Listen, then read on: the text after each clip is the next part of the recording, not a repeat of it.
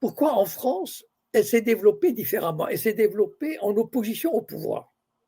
Et ça, c'est très particulier. D'où cette particularité spécifique à la France et un peu à la Belgique, qui est une franc-maçonnerie toujours au XIXe siècle, c'est un combat presque à mort entre la franc-maçonnerie, d'une part, l'Église, la monarchie ou le pouvoir, la Troisième République, l'armée.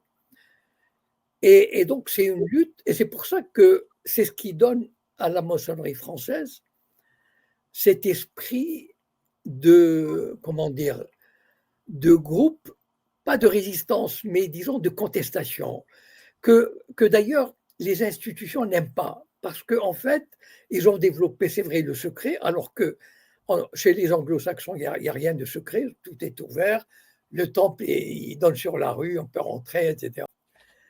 Et c'est ce qui est à l'origine de, comment dire, de ces tensions, de ce conflit. Et d'ailleurs, la première chose qu'a faite Pétain, c'est d'interdire la franc-maçonnerie. Voilà. Et De Gaulle de la rétablir.